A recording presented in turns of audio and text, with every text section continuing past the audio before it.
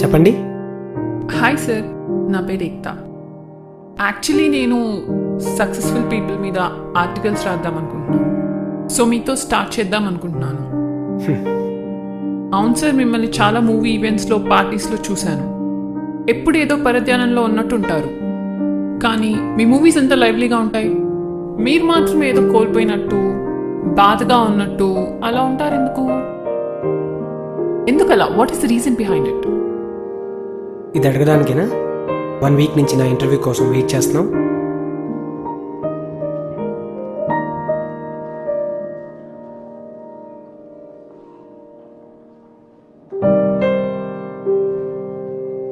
ప్రతి మనిషికి లైఫ్లో ఓ గతం ఉంటుంది.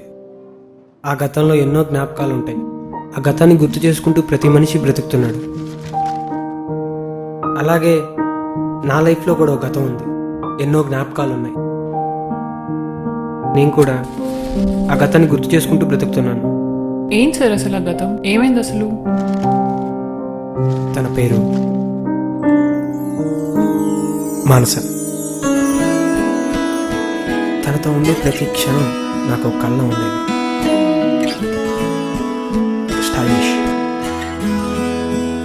Simple and true matured girl. She means something all the time.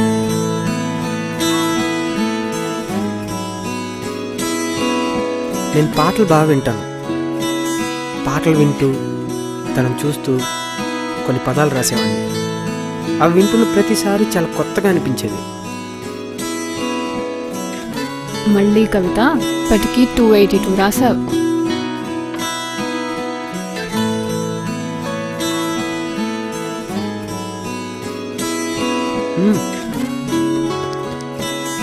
ఏంటి అలా చూడక, కంట్రోల్ చేసుకోలేకపోతున్నా. Everything is fair in love.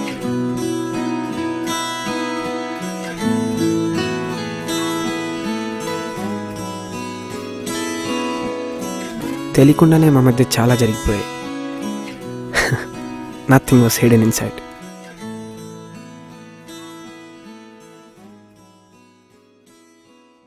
మానసాకు కూడా సినిమాలంటే చాలా ఇష్టం.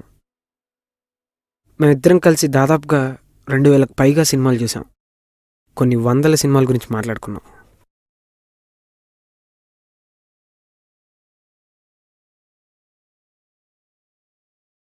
దేవ్, ఈ సినిమాలన్నీ ఇంతేనా? ఏదో అప్పుడప్పుడు తప్ప అన్నీ మనం ఊహించుకున్నట్టే ఉంటాయి. There is no new essence, no new flavour, boring stories. నీ ఫేవరెట్ మూవీస్ ఏంటి అసలు? క్షణక్షణం, గోవిందా గోవిందా, సఖీ అలాంటివి. మరి అప్పట్లోనే అన్ని స్టోరీస్ వచ్చేస్తే కొత్త కథలు ఎలా వస్తాయి చెప్పు? నువ్వు రాయట్లేదా నా కోసం రోజు కొత్త కవిత? Every new kavitha has a new bhavam. అలానే imagine the whole wide world. ఎన్ని ఐడియాస్ జనరేట్ చేయొచ్చు. యాజ్ ఏ రైటర్గా నాకన్నా సినిమాల గురించి తనకే ఎక్కువ తెలుసు. తనకు పాత సినిమాలంటే చాలా ఇష్టం. ఆ రోజు తను చెప్పిన మాటలు విని కొత్త కథలు రాయడం స్టార్ట్ చేశాను. Cinema was always a bonding factor between us. And you know, మేమిద్దరం ఎక్కడికి వెళ్ళేవాళ్ళం కాదు. మాకు ఆ రూమే ప్రపంచం. We use to live together.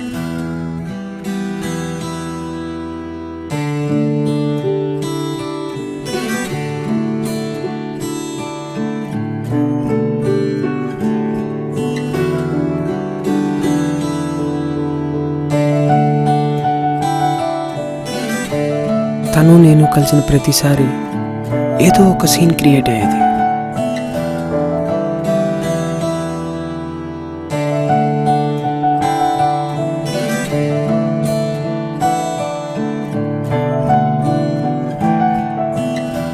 చుట్టూ ఏం లేకపోయినా ప్రతిరోజు ఏదో కొత్తగా ఫీల్ అయ్యేవాళ్ళం. We both had some wonderful moments. Everyday తన దగ్గర నుంచి ఏదో కొత్త విషయం వినేవాడిని. What a strange woman. Mansa లేకపోతే దేర్ ఈజ్ నథింగ్. ఓయ్, ఆఫ్టర్ 10 years మనకి పిల్లలు పుడతారు. అప్పుడు నేను ఇంకా 20 kilos పెరిగి అని తయారవుతా. అప్పుడు కూడా నువ్వు నాతో ఇలానే ఉంటావా? అసలు నీకు ఆ క్వశ్చన్ ఎందుకు అడగాలనిపించింది? ఏమో భయం వేసింది. ఇలా రా.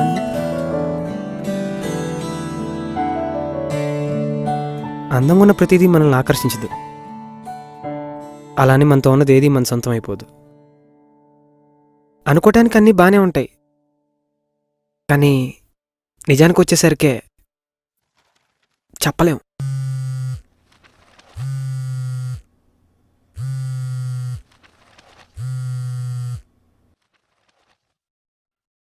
హలో. ఎరా ఇంకా లేవలేదా? లేదురా, చెప్పు. నువ్వు రాసిన కథలు మా డైరెక్టర్కి నచ్చాయంటరా. నిన్ను కలవాలంటున్నారు. సో తొందరగా బయలుదేరు. అవునా? అవునరా, తొందరగా వచ్చే. సరే. నాకు ఆ టైంలో మానస తప్ప ఎవరు గుర్తు రాలేదు. మను, ఏమైంది? మన గురించి మా ఇంట్లో తెలిసిపోయింది. నాకు ఇష్టం లేకుండా ఎంగేజ్మెంట్ కూడా ఫిక్స్ చేసేశారు. ఇప్పుడు ఏమైంది? ఎంగేజ్మెంట్ ఫిక్స్ అయింది, అంతే కదా. దానికి ఎందుకంత ఫీల్ అవుతున్నావు? కూల్ ఉండు.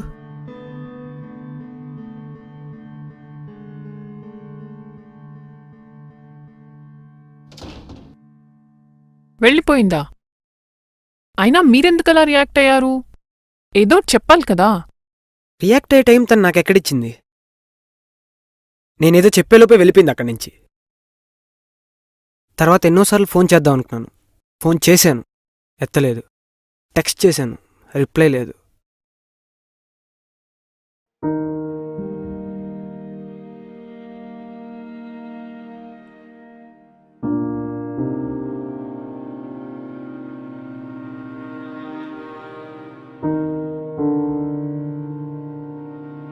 సడన్గా నేను ఒక్కడినే అనిపించింది.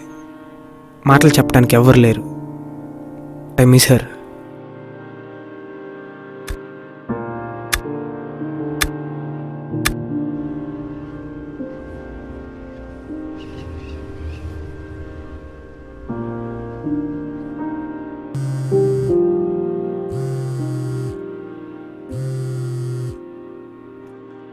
చైన్యం.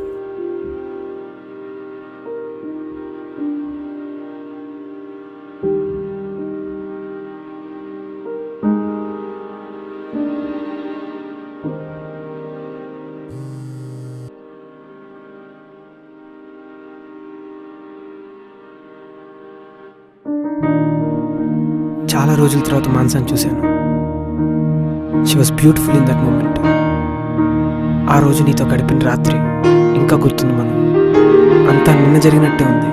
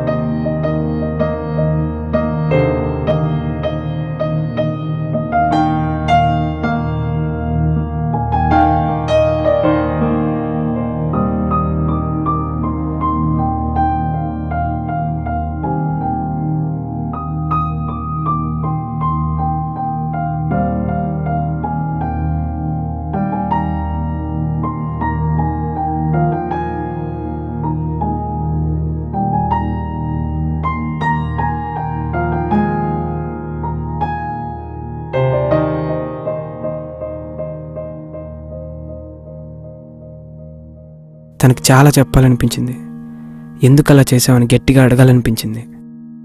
కానీ అప్పటికే అంతా అయిపోయింది. By tomorrow she's going to be someone else's wife. కానీ దాచుకోలేక తను ఒకటి అడిగేశాను. మను, నేను వదులుకోవడానికి మన పరిస్థితులు ఒప్పుకున్నా నా మనసు ఒప్పుకోవట్లేదు.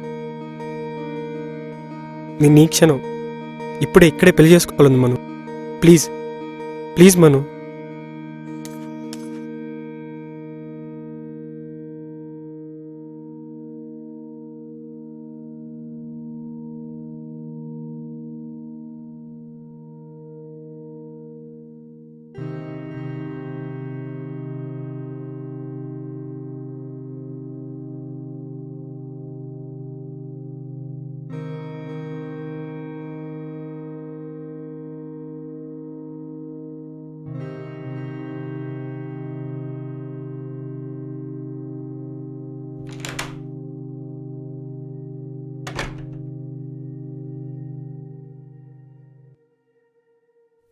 ఆ టైంలో ఏం చేయలేక, నన్ను నేను ఏం చేసుకోలేక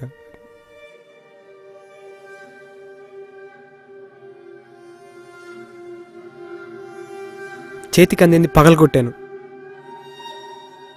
గట్టిగా అరిచాను.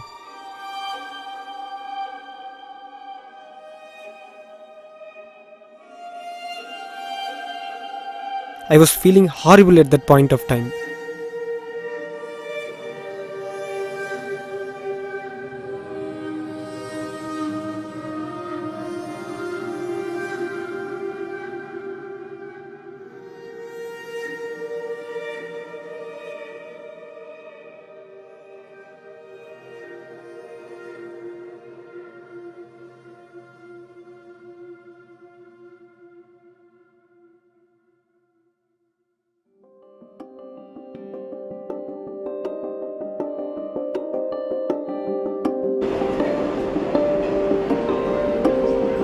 చాలా దూరం నడిచాను.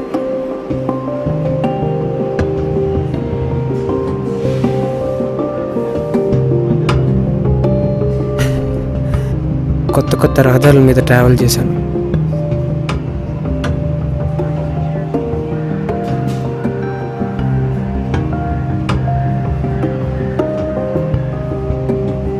కొన్ని వందల ఫుట్పాత్స్ మీద నడిచాను. కొన్ని వేల సిగ్నల్స్ని క్రాస్ చేశాను.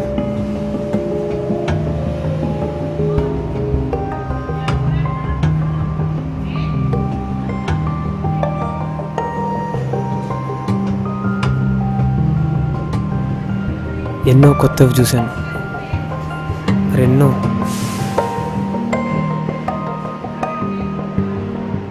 ఎంతోమంది మనుషులను కలిశాను.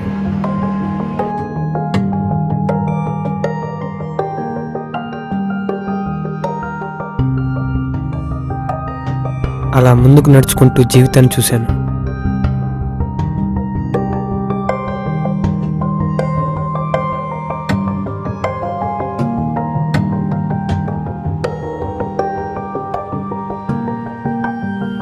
ఏంట్రా మర్చిపోలేకపోతున్నావా? మరి నెక్స్ట్ ఏంటి? తెలీదా? ఇప్పుడు దాకా నువ్వు రాసిన కథలన్నీ? అరే ఇప్పటి వరకు ఏదైనా తను చూస్తూ రాశానురా. ఇప్పుడు తనే లేదు, నేను రాయనురా. ఇప్పటిదాకా తను చూస్తూ రాసావురా, ఇక నుంచి తను ఊహించుకుంటూ రాయి. అదే రోజు సాయంత్రం నేను మాన్సాన్ని కలిశాను.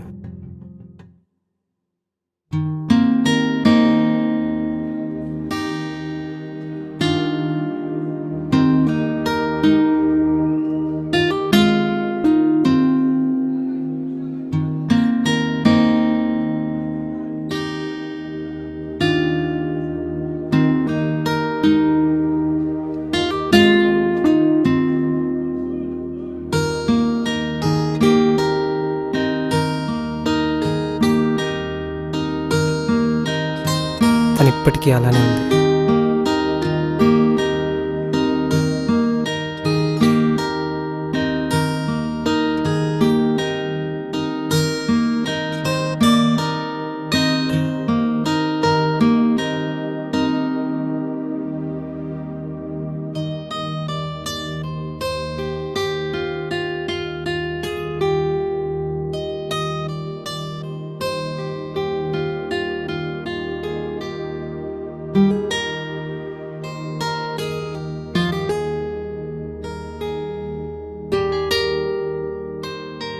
తను నన్ను చూసి మాట్లాడుతుంది అనుకున్నాను.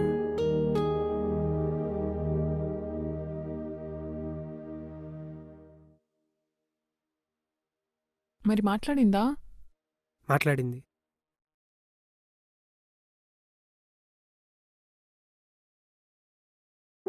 హాయ్ దేవ్. అప్పుడెప్పుడు స్టోరీ రాస్తున్నా అని చెప్పా, బానే ఉందా? బానే ఉంది.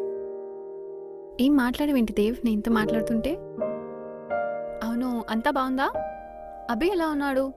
తను చాలా చేంజ్ అయింది. రాస్తున్నావు కదా, ఏమైనా బట్ ఇంకా నా గర్ల్ ఫ్రెండ్గానే గుర్తుంది. Change comes easily but memories don't. She was the one who made me. I love you Manu. Okay Dev, bye, ఇక వెళ్తాను.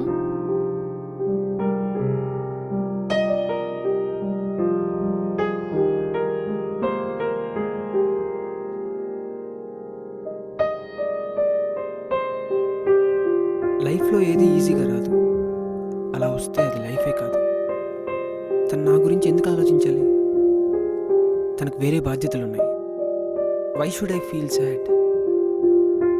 I will have my life in her memories.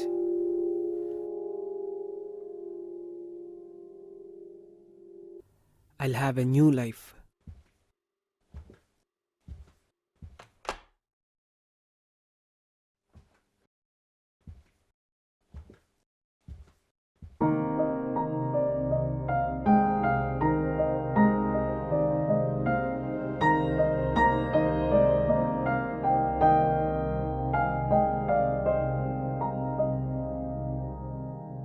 Bye.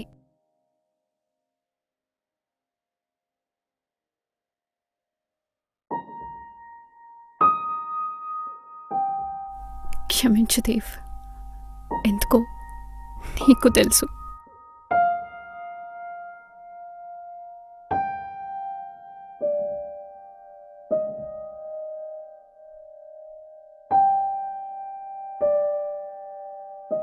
Mystery అనే పదానికి మరో పేరు ఆడవాళ్ళు. ఎన్నో ఎక్స్పెక్టేషన్స్ ఎన్ని ఉన్నా వాళ్ళకి కావాల్సింది మాత్రం ఒక వామ్త్. అది తల్లి కొడుకుల మధ్య అవ్వచ్చు, భార్యాభర్తల మధ్య అవ్వచ్చు, లవర్స్ మధ్య కావచ్చు. వాళ్ళు కోరుకునేది ఒక మాట, ఒకే ఒక మాట. ఇది అర్థం చేసుకోలేక మన మగవాళ్ళు సతమత పడిపోతుంటారు. ఆ ప్రేమను ఎలా కాపాడుకోవాలో తెలియక తపన పడిపోతుంటారు. ఇప్పుడు మనం చూసిన కథలో మానస ఏం ఎక్స్పెక్ట్ చేసిందో దేవికి ఇంకా అర్థం కాలేదు. మానస ఒక మిస్టరీ.